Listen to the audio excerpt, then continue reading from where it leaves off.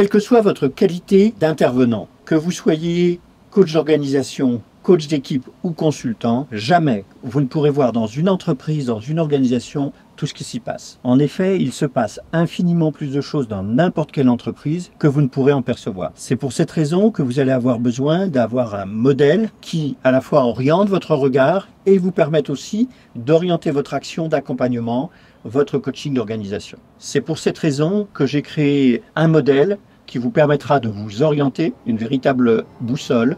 Le modèle sera.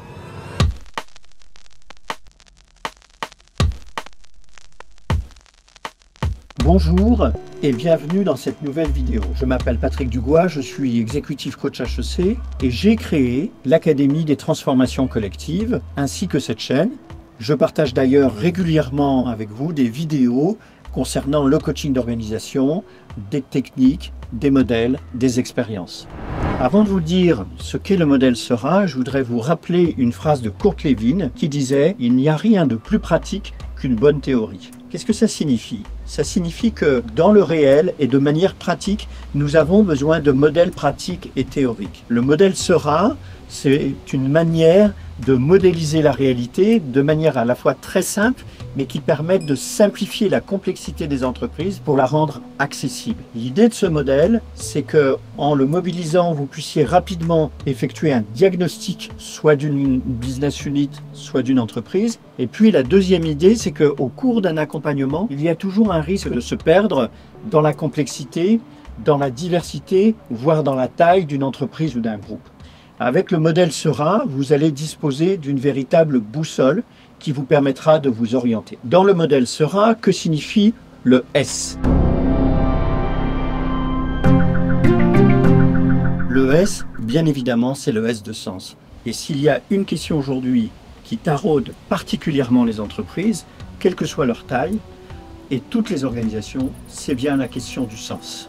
Le sens, dans une entreprise, dans une organisation, évidemment, tout le monde pense au sens en termes de vision ou de compréhension de l'activité, donner du sens, comme on l'entend souvent. Mais dans une organisation, le sens concerne de multiples dimensions. Vous avez bien sûr la question de la vision, la question de la direction, la question des objectifs de l'entreprise. Mais vous avez aussi toutes les questions autour des croyances et des représentations qui littéralement structurent l'entreprise. Le sens dans l'entreprise, c'est aussi la question de sa culture. Quelles en sont les valeurs? Quelle en est l'histoire? Le sens dans l'entreprise, c'est aussi les interprétations que les uns et les autres donnent à la situation, ce que Carl Dweck appelle le sense making. Si vous prenez par exemple les politiques de RSE qui se sont développées dans les entreprises massivement, on peut considérer que ces politiques, au-delà de leur fonction autour de l'environnement et de la dimension sociale, sont aussi des politiques qui permettent à l'ensemble des salariés de redonner un sens à l'activité de leur entreprise. En réalité, le sens, c'est la première dimension que n'importe quel coach ou n'importe quel intervenant doit regarder, parce qu'évidemment, une entreprise qui a perdu son sens, elle a perdu son or, elle a perdu sa direction, elle a perdu sa justification. Dans le modèle sera, le E signifie énergie. L'énergie est une dimension totalement sous-estimée au sein des entreprises et finalement, il y a assez peu de recherches dans l'ensemble des sciences de gestion. Pourtant, imaginer une entreprise sans énergie, ça ne fonctionne pas. Derrière cette question de l'énergie, dans l'entreprise, il y a de multiples sous-dimensions. Par exemple, à travers la question de l'énergie, se joue une question fondamentale qui est la question de l'engagement. Et on sait combien la question de l'engagement des salariés aujourd'hui est problématique au sein des entreprises. Et puis il y a la question de la motivation. Qu'est-ce qui fait qu'un ensemble d'équipes, une entreprise se mobilise au service d'un projet? Mais dans l'énergie, on oublie aussi toute une série de phénomènes qui permettent de comprendre ce que l'on observe dans l'entreprise. Par exemple, les fuites d'énergie. Qu'est-ce que j'appelle les fuites d'énergie? Ce sont toutes les énergies utilisées au sein de l'entreprise pour des activités qui en réalité n'ont pas d'utilité. Je pense notamment à tout ce qui tourne autour aujourd'hui des bullshit jobs. Je pense aussi à toutes les activités qui souvent prennent une part très importante dans l'énergie, notamment dans les plus grands groupes, autour du contrôle et de ce qu'on appelle l'hypercontrôle. Qu'est-ce que l'hypercontrôle? C'est la tendance à réaliser des rapports sur de multiples choses, à faire du reporting sur du reporting sur du reporting, avec au fond des éléments et des tableaux Excel ou autres que personne ne lit et qui désespèrent les salariés. Et puis, lorsque vous parlez d'énergie au sein de l'entreprise, vous avez besoin aussi de regarder où va l'énergie dans l'entreprise. Bien sûr, elle va à l'activité, elle va au client, mais dans beaucoup d'entreprises, une grande partie de l'énergie va à autre chose, notamment aux frontières, comment chacun essaie de préserver son territoire, notamment aux batailles de pouvoir, avec des COMEX balkanisés ou avec des luttes entre régions par exemple. Vous le voyez, la dimension de l'énergie recouvre de multiples phénomènes et cette dimension de l'organisation, lorsque vous la regardez au sein du modèle SERA, vous permet de ne pas oublier des dimensions importantes qui vous permettent de comprendre comment fonctionne l'organisation dans laquelle vous intervenez.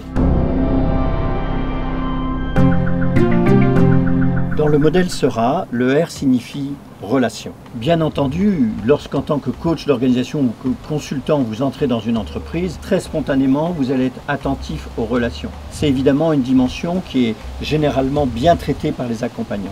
Pour autant, elle recouvre elle aussi de multiples sous-dimensions. Par exemple, au sein d'une organisation, la question des relations va permettre de regarder quelles relations les salariés ont avec leur entreprise en termes de sentiment d'appartenance, de fierté d'appartenance. Les relations, c'est aussi regarder comment fonctionne le couple cohérence-cohésion.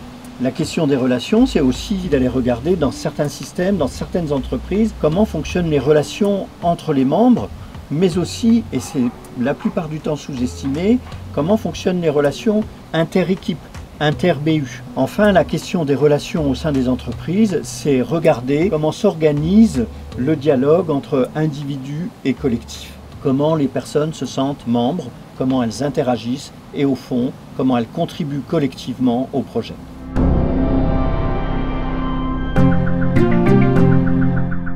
Dernière dimension de ce modèle SERA, le A. Il s'agit du A de apprentissage. De plus en plus aujourd'hui, un des enjeux des entreprises, et il en va souvent de leur survie, c'est leur capacité d'apprendre. Cette dimension d'apprentissage est de plus en plus vitale pour les entreprises. Regardez par exemple ce qui se passe avec l'intelligence artificielle.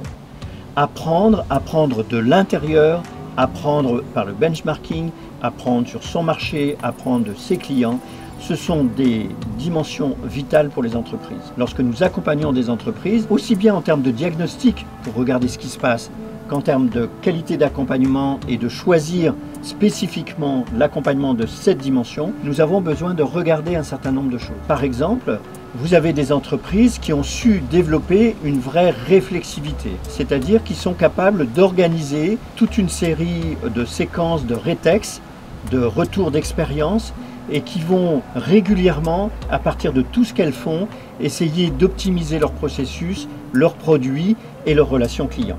Vous avez des entreprises qui ont développé ce travail-là, que nous appelons, nous, coach, la métaposition, et qui, en fait, au quotidien pour les entreprises, se joue dans la réflexivité et dans le management réflexif.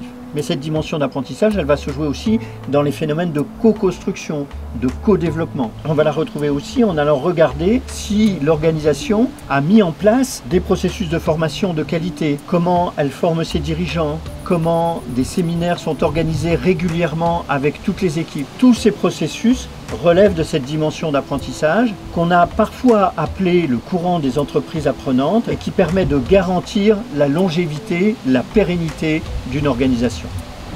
Vous le voyez, ce modèle SERA, il est à la fois très simple et en même temps très sophistiqué.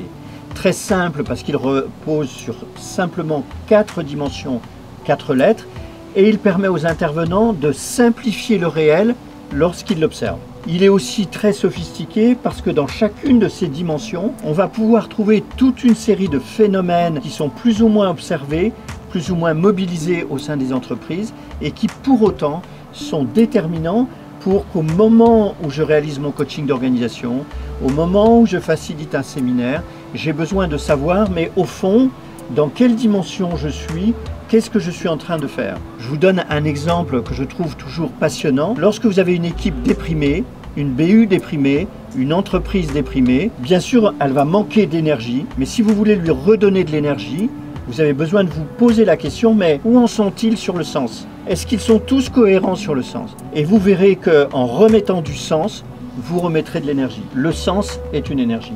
De la même manière, vous pourrez constater que là où il y a plus de sens et plus d'énergie, eh bien, il y a plus de coopération et moins de conflits. Et vous verrez que parce qu'il y a plus de sens, plus d'énergie, plus de coopération, eh bien, on prend plus de temps et on va plus facilement partager les apprentissages et développer la dimension apprenante.